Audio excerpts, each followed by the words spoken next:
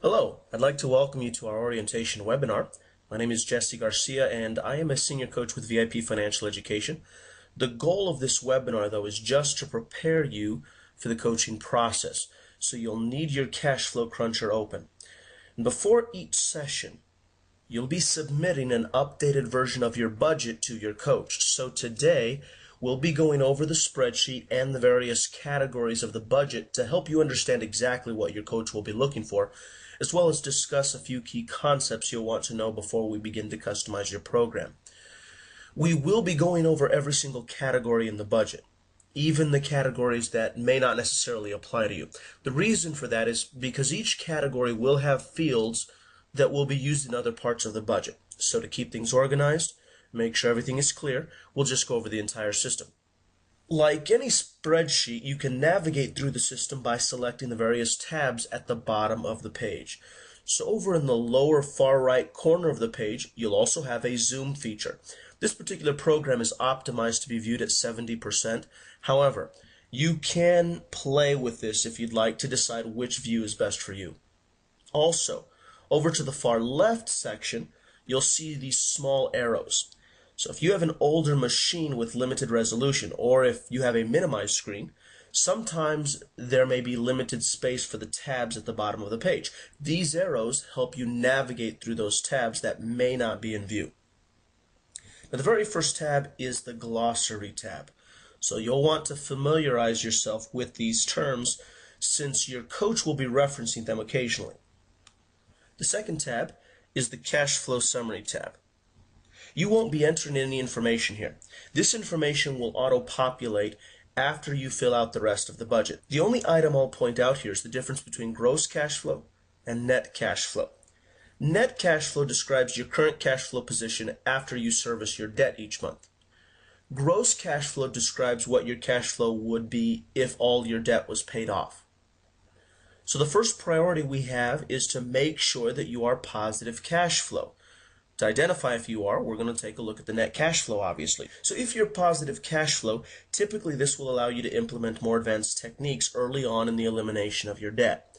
If the net cash flow shows a negative number, then that means you are spending more than you earn. Pretty obvious. But that also means we'll need to determine what's causing the negative cash flow, then create a plan that best fits your circumstances. Remember, our number one priority is to make sure that you're safe. So if your numbers show a negative cash flow positions, you may need to be prepared to make some difficult decisions during the debt elimination process. But the bottom line is that you have a team behind you now.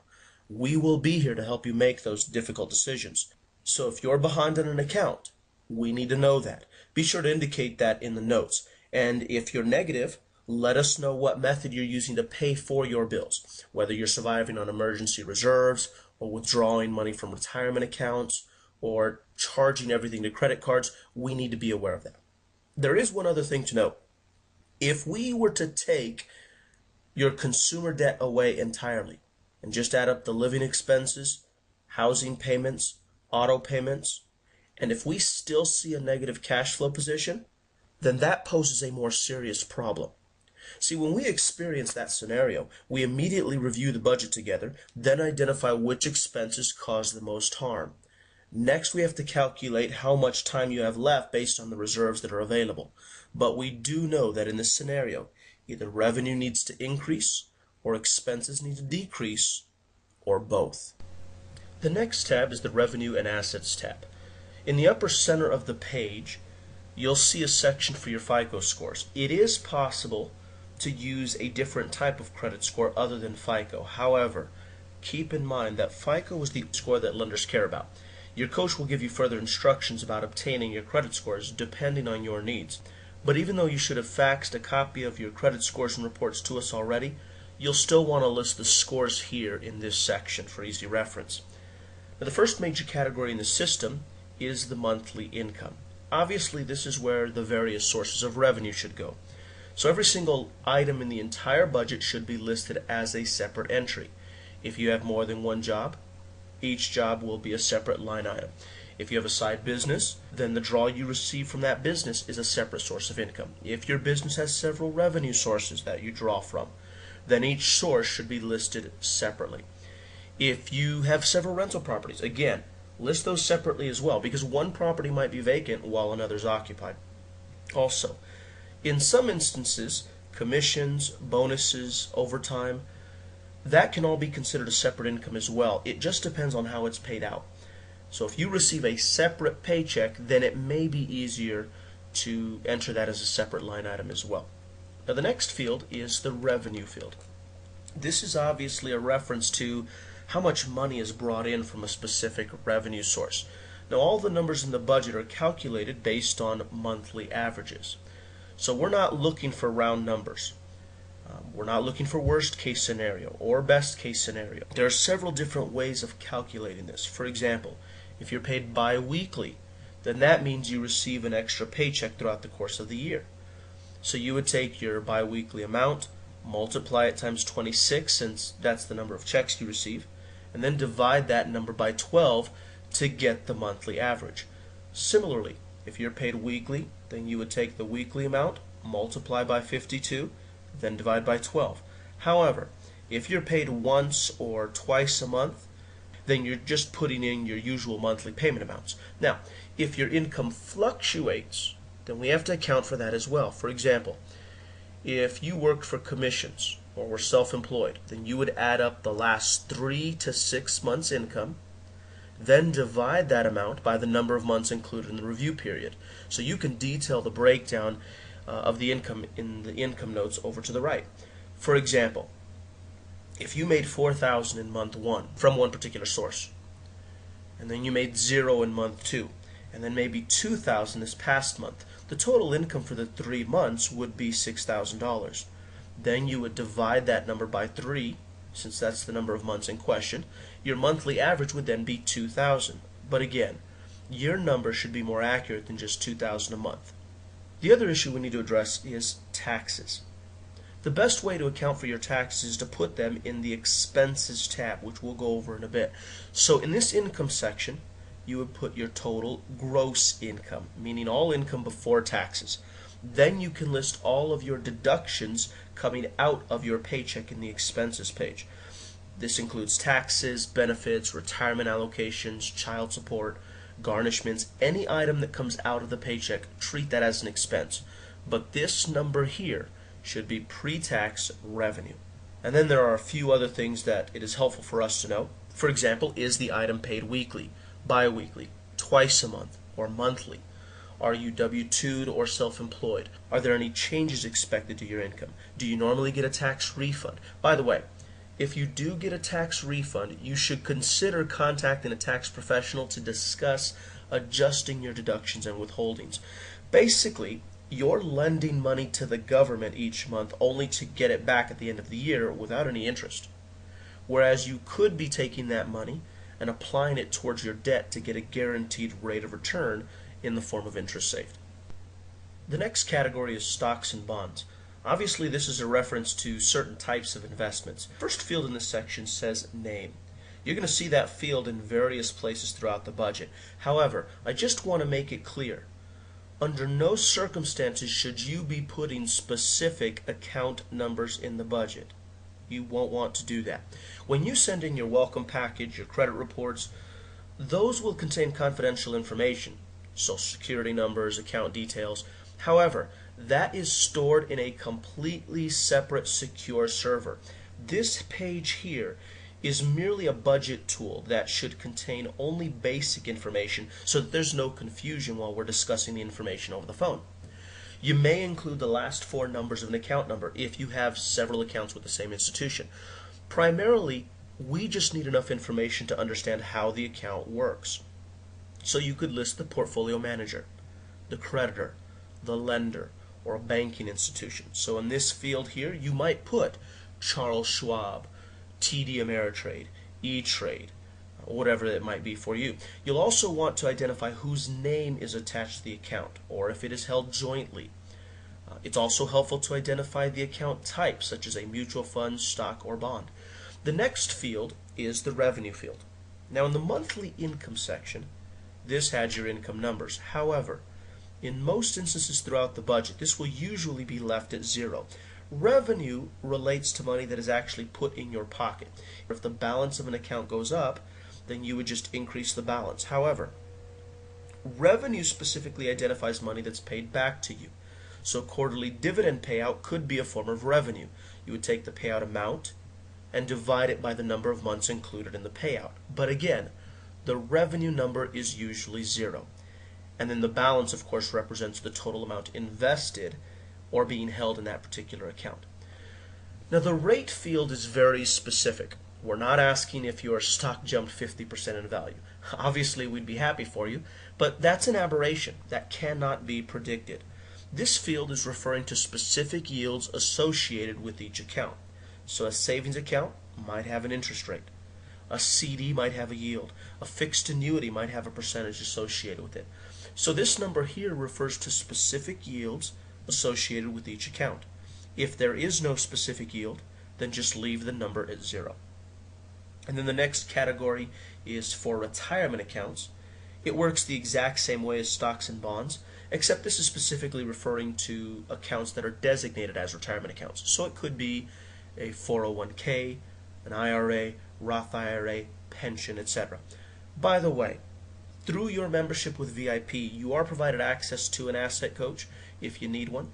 We can always create an appointment request for you to sit with one of our asset coaches in order to compare your strategies and verify that your assets are being maximized.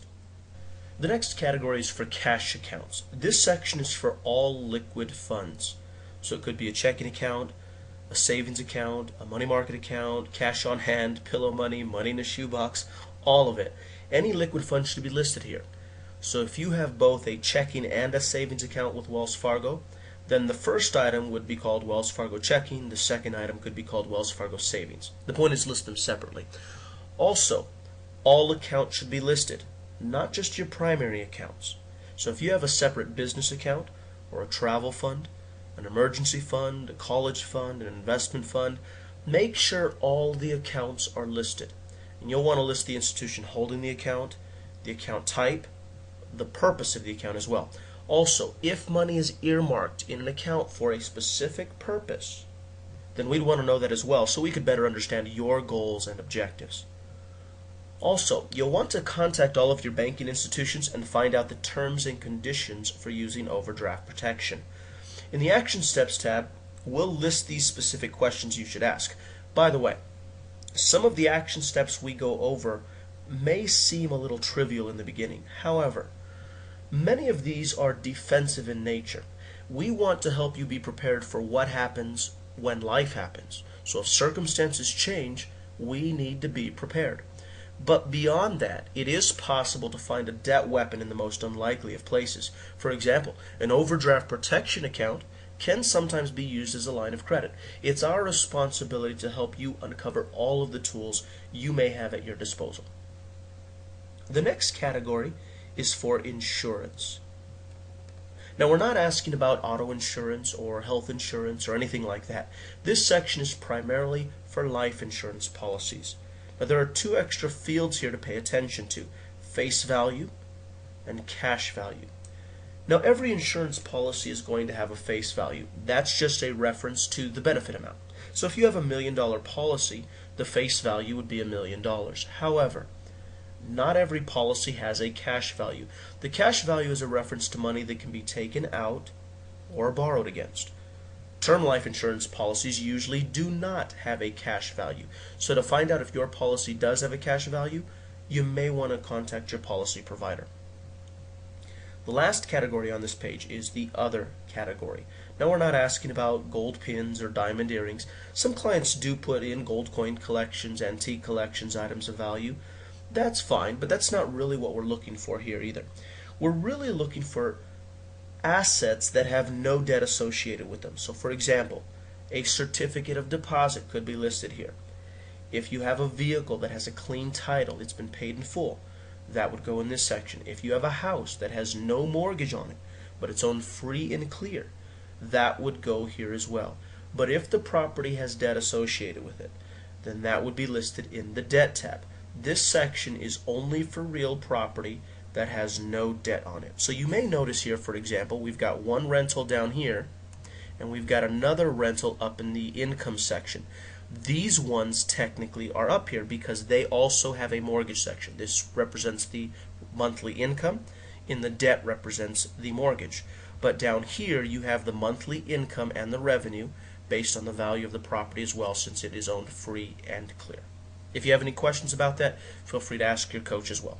By the way, in some instances it is possible to borrow against an asset, such as a 401k or an insurance policy or even against a CD. If that is the case for you, you'll want to gather all the terms and conditions for doing that. In some instances you can only borrow for specific reasons, but here are a few things you should look into. First, get details about your particular account loans. Check out your summary plan description or talk to a benefits office or a 401k plan provider or an account administrator. Second, figure out how much you can borrow. In some instances, the government sets the limits on how much you can borrow. Generally, you're allowed to borrow no more than 50% of your 401k account value up to a $50,000 maximum. However, government rules theoretically permit borrowing 100% of an account up to $10,000, but most plans don't allow that. They usually will still limit it to 50% of the account value for sake of simplicity. Some plans also impose a minimum loan amount because administering a loan for only a few bucks isn't worth the hassle. Third, determine how much interest you have to pay. The interest you pay on your 401k loan is determined by your employers and must be a level that meets IRS requirements. It's usually the prime rate plus 1 or 2 percentage points. By the way, the prime rate is just the interest rate banks charge the most credit-worthy companies. Now, in most plans, the interest you pay goes back into your account. So you're in the interesting position of being both the borrower and the lender. A whole life policy can have similar benefits as well. Fourth, find out the repayment period. You normally have to repay the loan within 5 years, but you can repay it faster if your plan permits. Your employer may permit a longer repayment period if you use the money for a home purchase, for example. Lastly, ask about repayment methods. Employers usually require you to pay a loan through deductions from your paycheck. The loan repayments are taken out of your paycheck after taxes, not pre-tax like your original contributions. Then, when you eventually withdraw this money in retirement, you pay tax again. So let me repeat that point. You pay tax twice on money used to repay a 401k loan. However, there are still other benefits from borrowing from, say, a whole life policy or getting a line of credit against a CD. Also on this page, one thing I should point out. Over to the far right side of the page, there's a section for income notes. This is for anything you believe we should know about the accounts. So if your income was going to change, or if an account is overdrawn, or if a portfolio is not performing well, or if you've borrowed money against an asset, or money is earmarked for a specific purpose, all of that information should go here. Also, there is a tip section you'll see there. That's just to assist you in the preparation of your budget.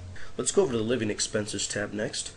And I will forewarn you, this is probably the most frustrating page in the entire budget. Let's face it, Walmart doesn't send you a monthly statement telling you how much you spend in food or kitchenware or clothing. So tracking this information can be a little difficult. So on this page, you'll see 3 categories: household expenses, automobile expenses, and living expenses. Now in the business expenses tab, you'll see additional categories as well. And I'm going to cover all those categories all at once, since all of these function the same way. Now the first field here represents the name of the expense. However, on this page, many of the names will be uneditable. You can only rename an item that has the word other or a number in it. In order to maximize your success in the coaching program, we have to be able to identify the trends for all of your spending habits. We want you to have an increased awareness about where your money's going. But because one of the most important things we can offer you is accountability, that accountability is jeopardized if we don't have accurate numbers. So, you'll see options like food, cell phone, homeowner's insurance, gasoline, many other everyday items. Now, the category itself doesn't matter quite as much to us. It's the distinction between items that is important. Now, you can also have duplicates of any one type of item. For example, if you have multiple cell phones, you could list every cell phone separately. However, there is a general rule to follow. If it's billed together, list it together as one item. If it's billed separately, list them separately as multiple items. So, for example, if you have bundled items, maybe water and trash are in a bundle, choose either one of those items and list the bundled amount.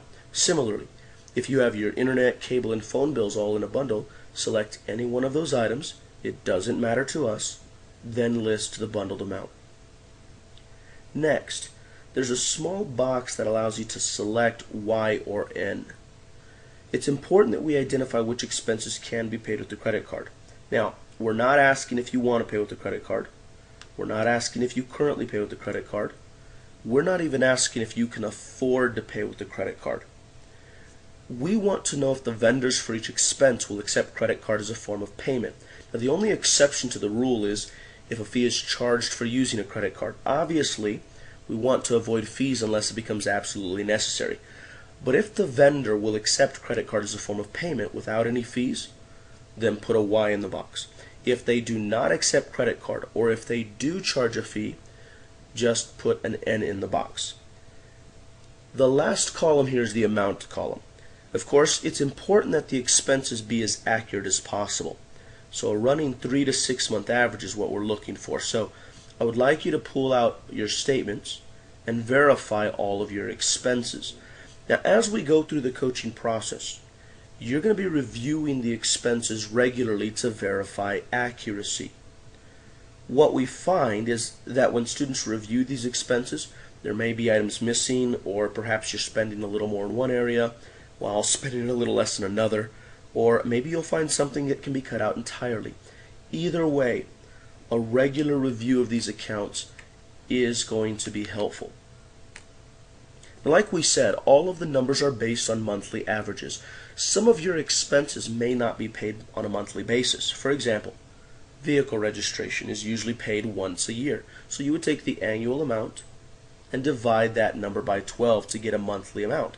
Similarly, if you have an expense that is paid quarterly or semi-annually, you would take the expense amount, divide it by the number of months included in the payment. Also, it's important that these numbers be as accurate as possible. In order for us to coach you effectively, we have to know that we're dealing with precise numbers. So, don't put 300 here or 100 there for every expense. This is also important when you list your taxes, benefits, or other deductions from your monthly income. Now, we understand that pennies may not be that important to you, and they might not help you get out of debt much faster. But it's still a good habit to get into, so be accurate. Now, we also understand that it's not always possible. Like we said before, Walmart transactions aren't broken down by type. So we understand that in some instances you may need to make some guesses. But when possible, be as accurate as possible. It's important that throughout the coaching process you have control over the spending habits. However, sometimes life happens. There will be pressing needs and purchases that must be addressed. Maybe your computer goes out, or your cell phone needs to be replaced, you need a part for an appliance, maybe you have to take an emergency trip. It's good to have resources that will make those pressing needs more bearable. On the VIP website, under the Debt Weapons page, there are several suggestions that will help you compare prices and find the best deals. But they will often also allow you to get cash back on just about every purchase. In this list, you'll see companies like ACN. One of our affiliates had a traditional old-fashioned analog line. Now, he made an occasional international call, so with those sporadic out-of-the-country calls, his average bill was around $65 a month. So he decided to check out ACN's digital phone service. His phone bill with taxes, fees, and everything else dropped to around $30 a month. On cell phones, many of our business owners pay up to $120 a month because they have to have unlimited minutes, unlimited text, and unlimited data as the fastest speeds available. Some will pay much more on a family plan, of course.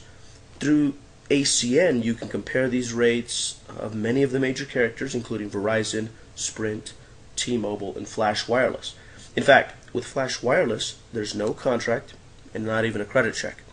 Now, with Flash, you may pay the full price of a phone, but you mitigate that by paying a far lower price for the monthly service. Now, if you prefer to go with one of the traditional providers in the contract, you could save up to 40% just by going through the ACN network.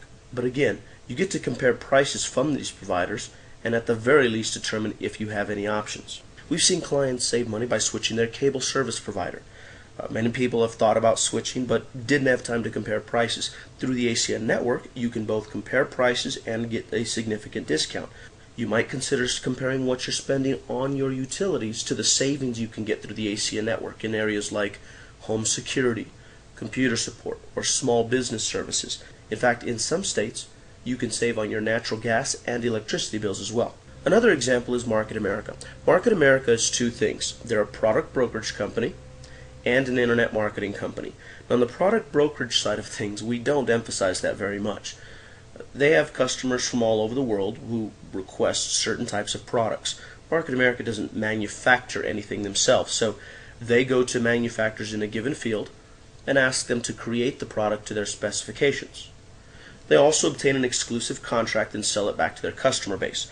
Because there are limited marketing costs, you end up with a higher quality product at a lower cost. For example, they have a great line of health and nutrition products. You can either take an online physical or obtain a DNA sample and have all natural products customized for you. They have custom cosmetics. They have pet health products, auto care products, household products, business products, products to help with your website development, printing needs. You name it, they have it. Now, we don't emphasize that because the objective of the program is not to find more ways of spending money, it's to find ways to maximize what you have. So on the internet marketing side of things, we emphasize that a little bit more.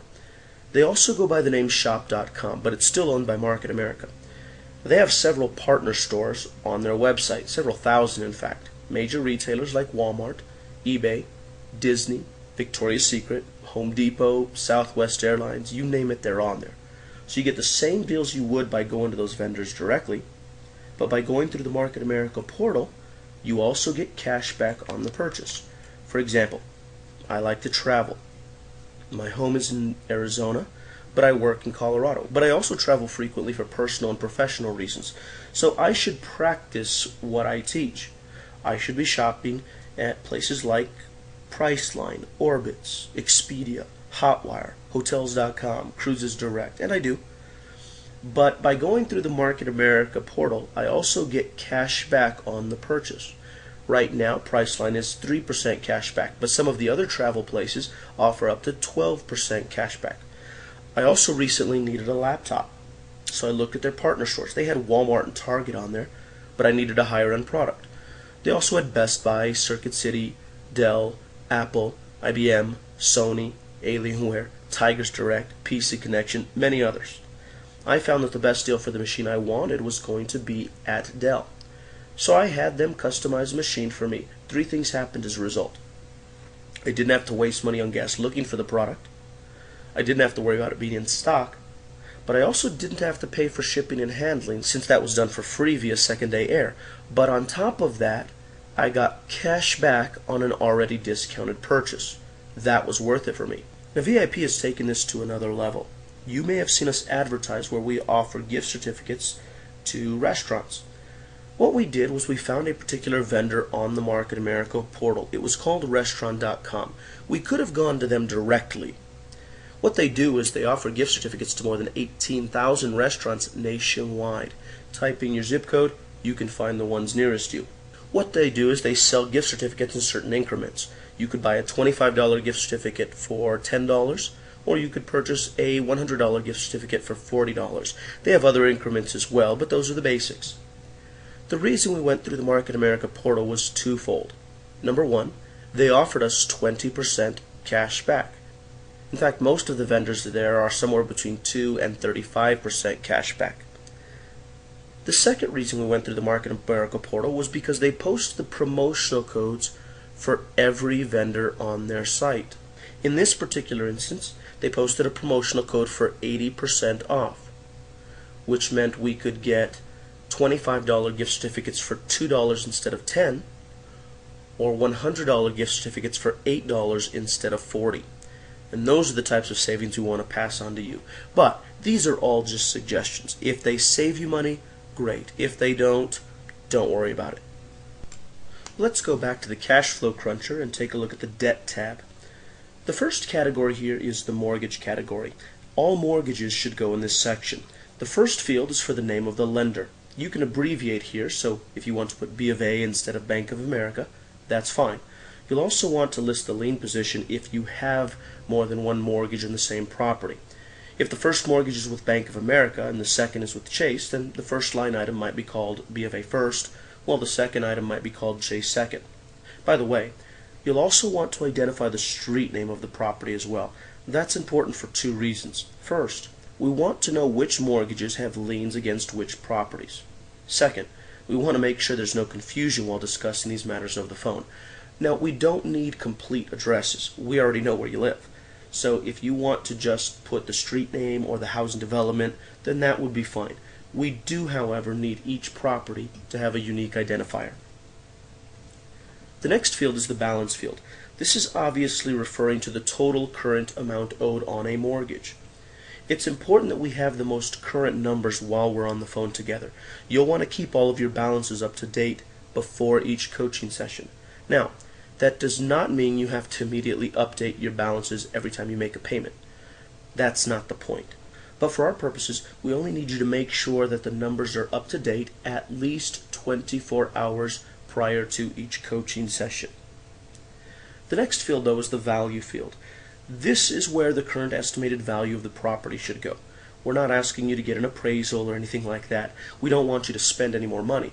But because of the current mortgage climate, it's often difficult to get a grasp on the equity position. So your coach will list some instructions on how to get an estimated value of the property. By the way, if you do have more than one mortgage on the same property, only the first mortgage will have a value. The second mortgage will have 0 as the current value. Otherwise, the system will think you have double the equity that you actually have. The next field is for the original loan amount. However, if you refinanced your mortgage, the original amount should be the starting loan amount from the last time you refinanced. By the way, it's also a good idea to put the starting month and year of the mortgage in the notes. The next field is for monthly payments. Now, we're not asking what you want to pay or what you currently pay. We're not even asking what you can afford to pay.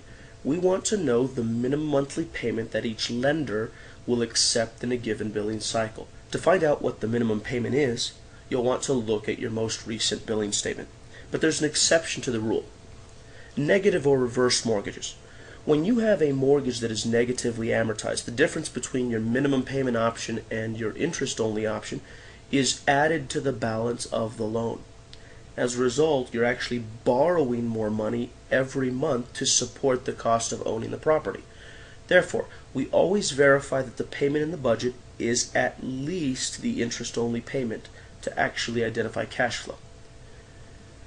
The next field is under the due column. That's just a reference to the day a payment is due. For example, most mortgages are due on the first of the month, so you would select the first from the drop-down menu.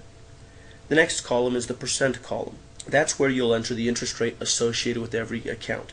Now, we do need all of your interest rates, so even if it's a variable rate, just put what the current rate is. Now, the very next field says target. We're actually going to be discussing that in the next coaching session. For now, just understand that you should leave this field blank, and the program will calculate that number for you. Also, just so we have an understanding, you've hired VIP to help you identify the best ways to maximize your cash flow so as to eliminate your debt. As such, it's important that you're paying only the minimum payment on all of your debts for now. The reason I bring this up is because often clients will come to us and they're throwing an extra $100 to the credit card, or an extra $50 to a vehicle loan, or maybe an extra $200 to a mortgage. That's really a shotgun approach. There's no method to the madness. Sometimes clients might just be attacking the debt with the highest interest rate because that's what they've been told was the best way to do it. But there are many other factors to consider when creating a strategy for paying down your debt. That's what we're here for. So for now, you'll want to revert to paying the minimum payment on all of your debts until we discuss all of your options. By the way, there is one exception to the rule. That's if you have a revolving tool like a credit card that you pay in full every month. If you do that, keep doing it. That's a good habit because it keeps you from paying interest on new expenses. But what I'm talking about is those debts that carry a balance from month to month. On those debts, you'll want to be paying the minimum only until we've developed a strategy together. Also, it's important that you understand our priorities throughout the coaching process. We have 3 priorities in every coaching session, and they do come in a particular order. Priority number 1 is usually to maximize cash flow. Priority 2 is usually to maximize credit. And then priority 3 is to eliminate debt. And those priorities usually will stay in that order. You see, cash flow is what keeps you safe. And credit can help you eliminate debt faster. But at the end of the day, your credit and your debts are all irrelevant if you can't put food on the table. We will always balance safety with aggression. By the way, it's not necessarily your coach's job to tell you what to do. Your coach's responsibility is to give you all of your options, discuss the consequences for each option, and then we'll help you identify which options most closely align with your short-term and long-term goals. But you are still in control of your finances. We are here to empower and assist you in maintaining that control to reach those goals.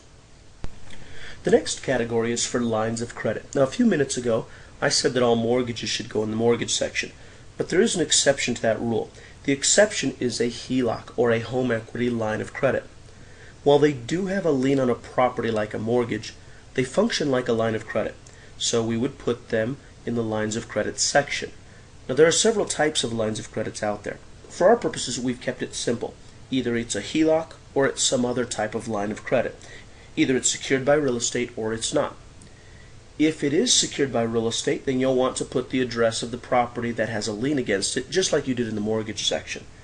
But if it's not secured by real estate, you can just list if it's a personal line of credit, a business line of credit, or a secured line of credit as well. Now, there is one other field here to note. That's the limit. This just refers to the maximum amount that you can borrow at any given point in time.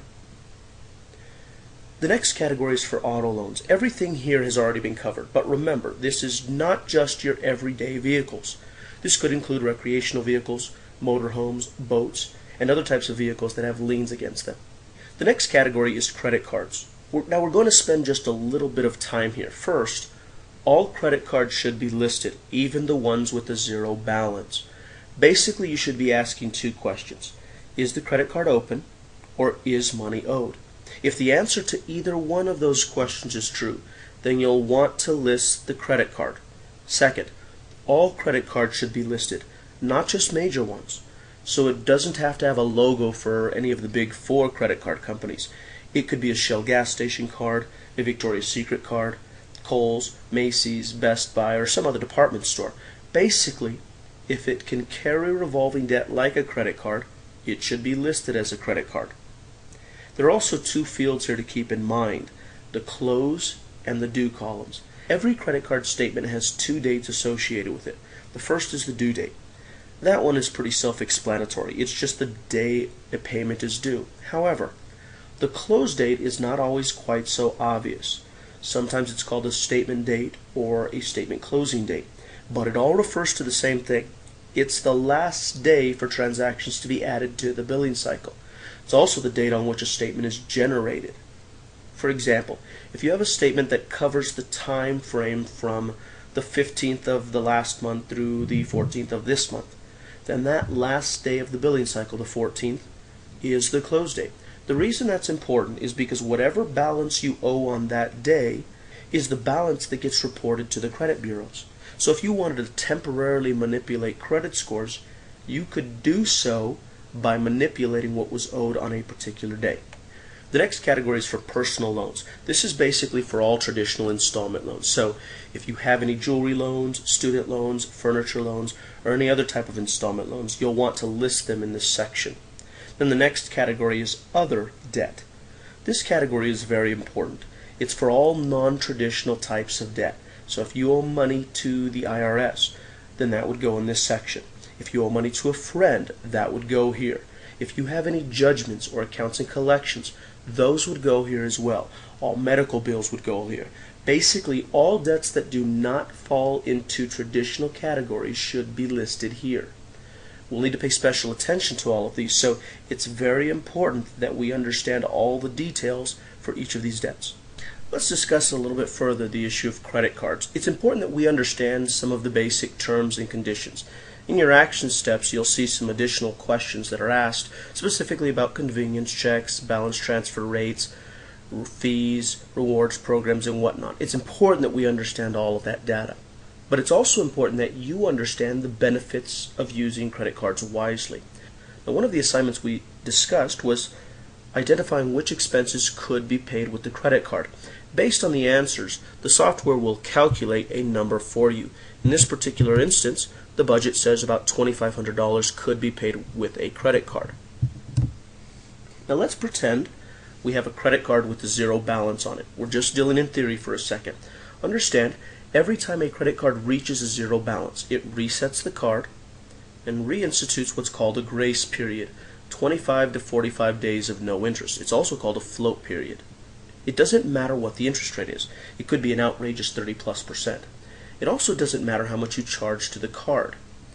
If you pay the balance off in full within the allotted float time, then you don't have to pay any interest. So let's back up for a second and talk about the $2,500 that can be paid with the credit card, but normally comes out of the checking account. Let's just say you decided to leave that money in the bank. Don't spend it, keep it. Then let's say that I told you to charge the expenses onto the credit card with a zero balance. Next month you'll get a statement in the mail. It'll say that you owe $2,500, so you'll pay $2,500, and that money will come from the bank account just like normal. But something happens between now and next month when the statement comes in. You get paid again. And in that paycheck comes new money allocated for next month's living expenses. So when the bill comes due, you would pay that credit card off in full with next month's living expense money. But let's back up for a second and let's ask what happened to the $2,500 that was left in the bank account. You see, if you charge that onto a card that already carries a balance month to month, I don't care if it's just a 99-cent taco at Taco Bell, the interest begins immediately. You have to pay it off in full in order to reset the card. But as far as the $2,500 that was put on the credit card this month, you get to keep that. We call that free money. What you've basically done is borrowed $2,500 from the credit card company, 30 days at a time, without having to pay any interest. And we can do that again the following month as well. So benefit number one from using credit cards wisely. We get access to free money, 30 days at a time, 0% interest, until all the debts are paid in full. Now that's very basic and everyone understands that in the beginning. But there's a second benefit to using credit cards wisely. In that example, I told you to leave the $2,500 in the bank. Now let's think about that for a second. How much interest would that money actually earn us in the checking account? Probably close to nothing. Let's say instead that you decided to apply that $2,500 towards your debt. Could be any debt. We have some interest rates here that are up to 25%. Now again, the $2,500 doesn't do you any good when left in the bank account.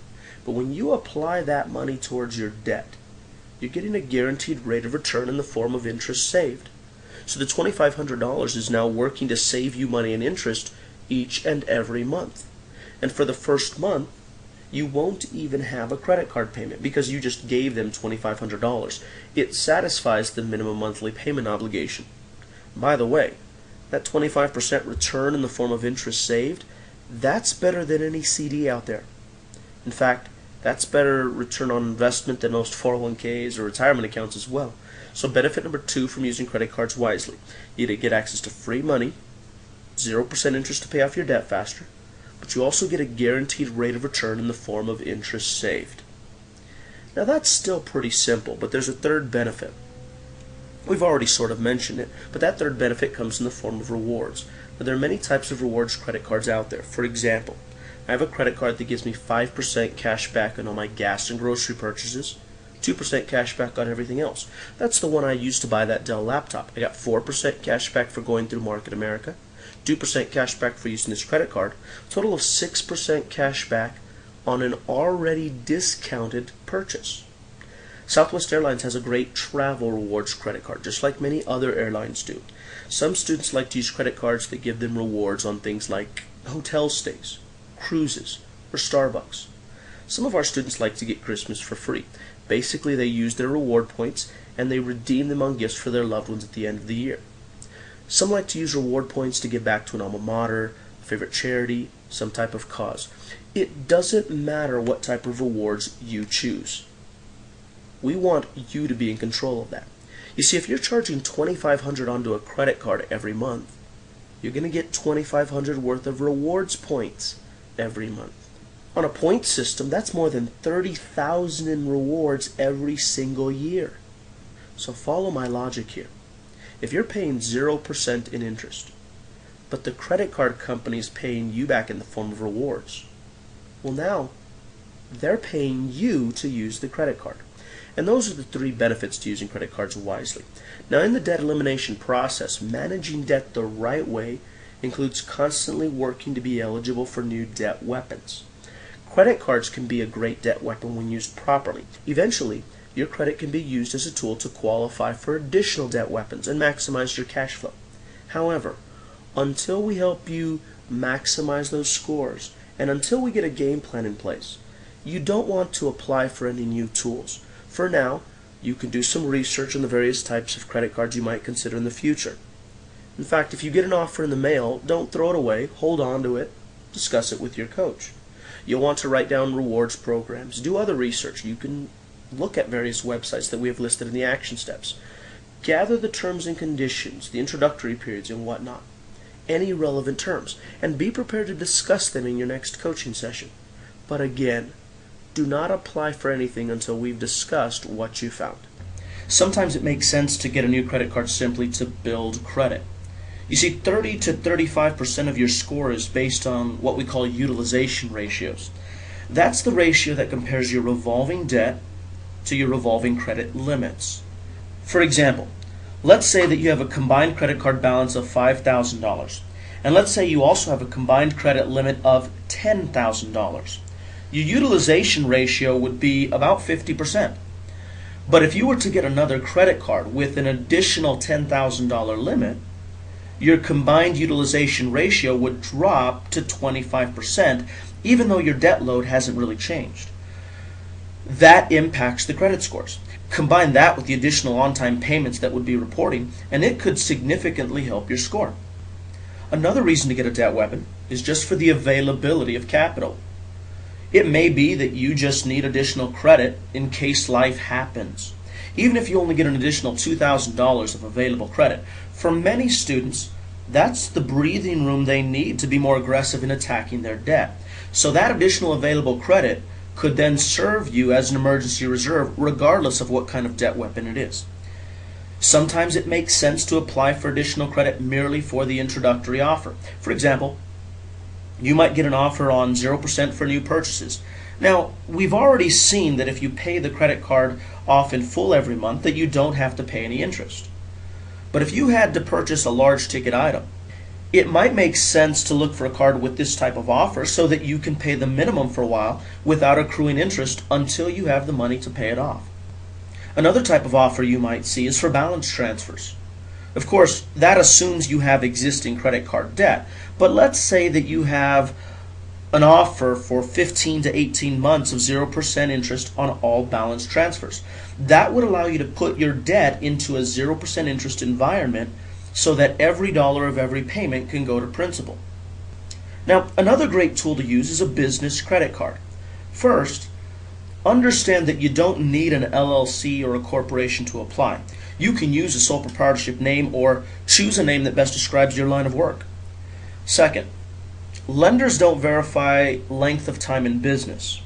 The longer the history behind your company information, obviously that's better. Creditors usually want to see about 2 years worth of history. So even if you've not been in business long, you can consider any education and research as years in the business. For example, if you wanted to be involved in real estate, but most of your time has been spent in taking classes and looking for properties, you would still consider that as time in the industry since it does involve research and development. So the more years you can ethically put in the application, the stronger chance you have of being approved. Third, lenders don't usually verify income for business credit cards. Even if you apply using one social security number, you can still include the total household and business income. The higher the income level for the company, the better. Now, don't lie, of course. We would never suggest that. But remember, the lenders realize that they are frequently dealing with projections. So this is based on stated income and stated assets, meaning they will not verify. Therefore, you could use the income projections that are as optimistic as you can make them without being dishonest. It's okay to think of the future as bright. You could include bonuses, commissions, overtime, and other lump sums. You can give them the best case scenario. Fourth, because it's based on optimistic projections, you might find better offers on business credit cards. Perhaps you may find one that gives 0% interest for longer periods of time. They may also be more generous with credit limits, balance transfer fees, and repayment terms. So you could possibly transfer larger amounts, get 0% interest for longer periods of time, and that would still allow every dollar of every payment to go to principal. In addition, business credit cards often require smaller minimum payments. So when the debts are transferred, it could instantly free up cash flow that way as well. But there is one major distinction with business credit cards. Most business credit cards do not report to the credit bureaus unless you default or go over your limit. So if you were to transfer $10,000 of debt over to a business credit card, the balances on the personal debt would fall dramatically. But because the business credit card might not report to the credit bureaus, it wouldn't appear as though you transfer the debt. In fact, it would appear as though the debt is gone. From the credit bureau's perspective, it would appear as though the debt has been paid off. And that could have a dramatic effect on your credit scores as well. I stated earlier that we would be discussing the target rate a little bit later. So in order to understand the direction we're going to go to eliminate your debt, it's important that we explain the target ratios. Now on the far right side of each debt, there's a column that says target. That number is extremely important to us. You don't enter it, the software calculates it for you. That number relates as a percentage ratio, the minimum payment to the total balance owed. Basically, it's a number that tells us which debts are eating up the most cash flow per dollar owed. But it also identifies which debts could be paid off first to free up the most cash flow per dollar spent. So let's put that into an explanation that's easy to understand. Let's say that all of your debts had the exact same balance of $10,000. First, let's take a look at the Citi Visa card. The target percent there says 2.188. That basically means that for every $10,000 owed, that minimum payment is the equivalent of $218 a month. But now to go look at the Discover credit card. For every $10,000 owed, the minimum payment is the equivalent of $375 a month. But let's scroll back to the very bottom here for a second and look at the St. Joseph's medical bill. For every $10,000 owed, that minimum payment would be the equivalent of $1,850 a month. Now that's a big difference, so it gives us a priority for which debts we could pay off first to free up the most cash flow. We would probably go after the medical bill in order to get the most bang for your buck. And it doesn't matter what the interest rate is. Interest rates are important, but they're secondary to cash flow. Cash flow is king because cash flow eliminates debt. Cash flow is what keeps you safe. By the way, this is also the reason we normally go after mortgages last. If you look at them, most mortgages, for every $10,000 owed, you're paying about $70 to $80 a month. The reason we spend so much time on credit cards is because it's the debt weapon that most people have access to, or at least can relate to in the beginning. But we'll be looking at many other types of debt weapons as well. So another topic we need to discuss is paycheck parking. It could play a major role in your strategy to eliminating your debt. Paycheck parking is the process of depositing income against debt to reduce average daily balances and avoid interest costs. You can use other types of tools as well. It's a way of marrying your debt to your income. In effect, you can replace a regular checking account with a revolving line of credit. You can use other types of tools as well, but for now, I'm going to focus on lines of credit. There are many types of lines of credits out there. For example, you may have heard of a HELOC, which is a home equity line of credit. You could have a business line of credit, or a personal line of credit, or a secured line of credit. They all have certain things in common. First, a line of credit can be a simple interest tool. Now, it does not have to be simple interest. It could very well be compound interest, but it still normally comes with more competitive rates than, say, credit cards. I'll explain more about that in a bit. Second, lines of credit normally come with check writing capabilities. Now, we would want to verify that before opening a new account, but for now, just understand that that is the norm. Third, because a line of credit is a revolving account, it allows you to put money in and take money out with relative ease. So both a line of credit and a bank account give you the ability to make deposits and withdrawals. Both are still controlled by you as the account holder. The major difference is that one carries a negative balance and the other carries a positive balance. But from a cash flow perspective, that's pretty much it. So let's say that I told you to open a line of credit with a limit of $30,000. And let's say that the line of credit came with an interest rate of somewhere between 4 and 9%. Again, that might be simple interest, but it doesn't have to be. Here's why. Your mortgage uses what is called a daily accrual method. So if you take your truth in lending statement, you'll see that it divides your annual interest rate by 365 days in a year. That's why you'll frequently see an ad with two different numbers. There's a nominal rate, and then there's your normal APR. So the balance is accruing interest every single day, 7 days a week, 365 days a year. If a line of credit is compounding interest, it is usually calculated quarterly or in some instances monthly, but it uses what is called an average daily balance method instead of a daily accrual method. I'll say more about that in a minute. So again, let's say that you have a limit of $30,000 with an interest rate of somewhere between 4 and 9%. And let's say that I told you to apply a lump sum payment of $12,000 towards your other debts with the highest target percentages. You might be paying down debt that had a compounded interest rate of 25 to 30% or whatever it is on those credit cards. The minimum payment would then be gone or significantly lowered the moment you did that. By the way, that would also impact your credit scores the moment you did that just because your available credit increased. Now, you wouldn't have to make a payment anymore on those debts. They're gone, or at least significantly lowered.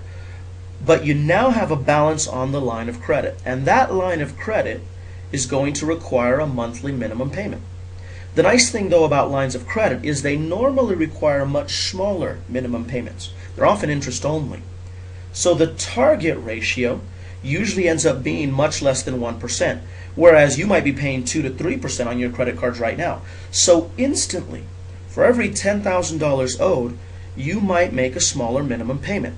That one step alone increases cash flow just by changing the way we service the debt. But we wouldn't stop there. We would tell you to begin depositing your paycheck and all your income into the line of credit. To make it easy, I'm just going to use round numbers. Let's say that you got to the point where you were $1,000 positive cash flow. So let's say you make $8,000 a month and you spend $7,000 a month.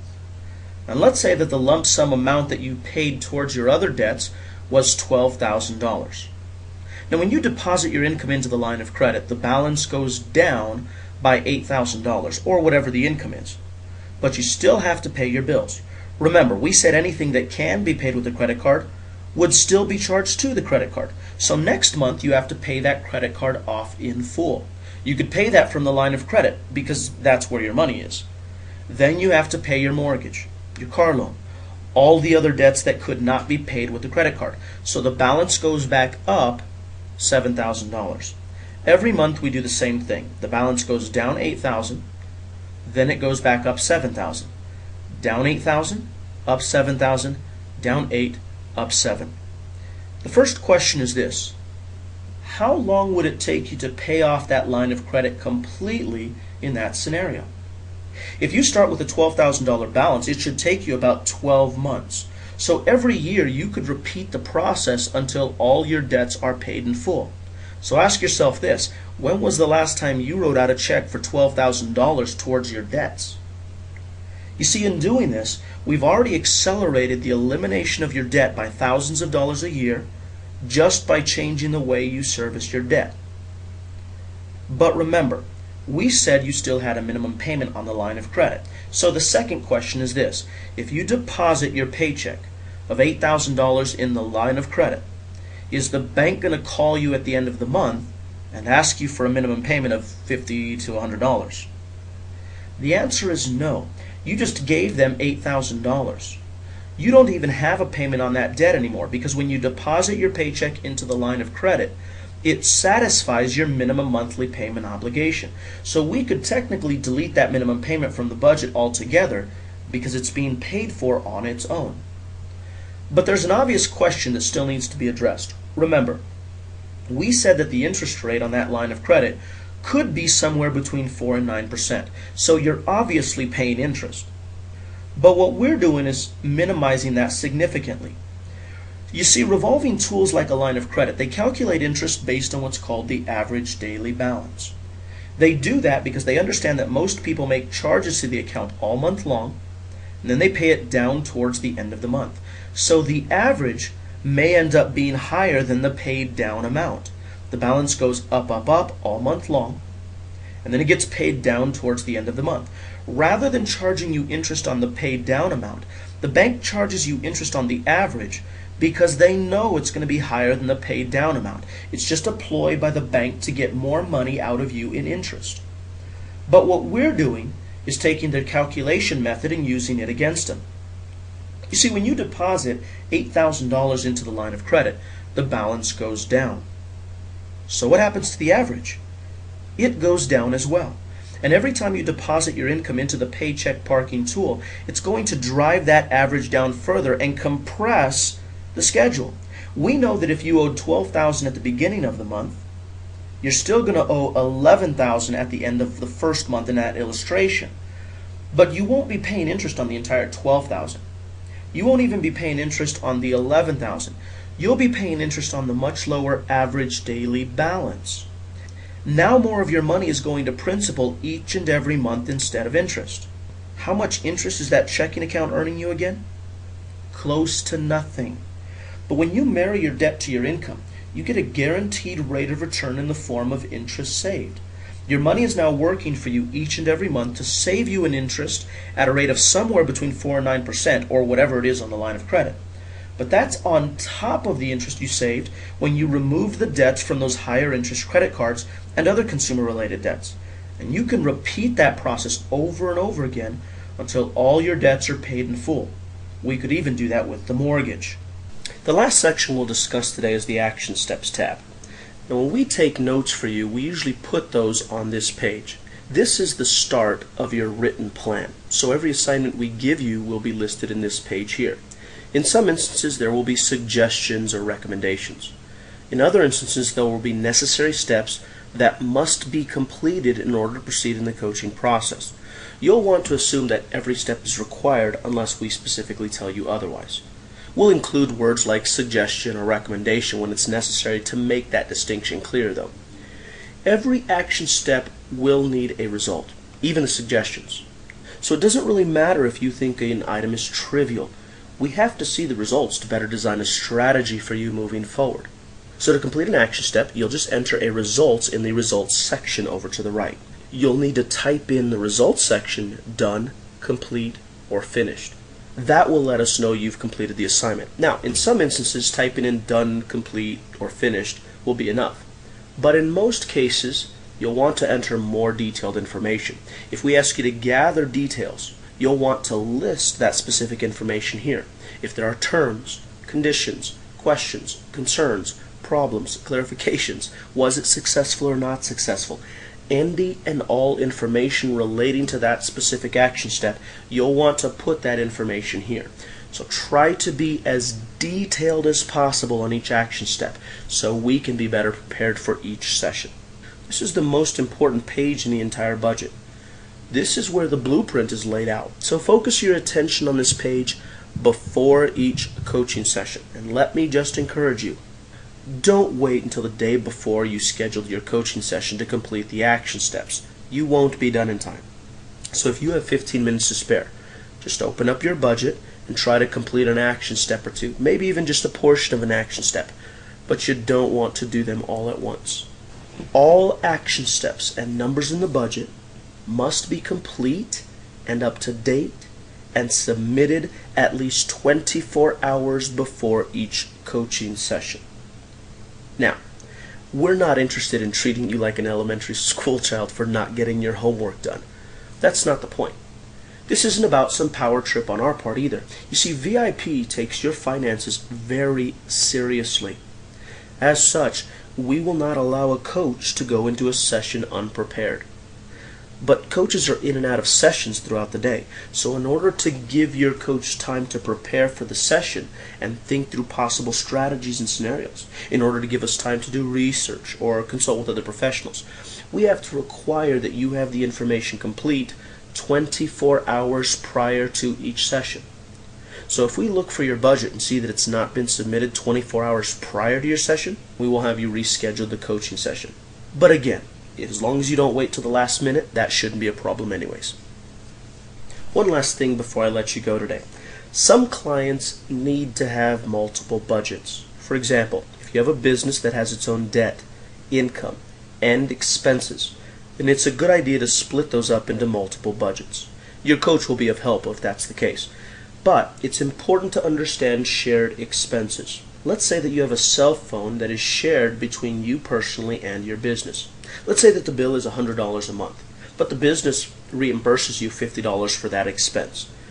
In the personal budget, you would list $100 as the full expense. But in the income section of the personal budget, you would also list $50 as reimbursement from your company. Then in the business budget, you would just list the $50 as an expense amount. Similarly, if you pay yourself a salary or a draw, then that would be listed as an expense in the business budget and as income in the personal budget.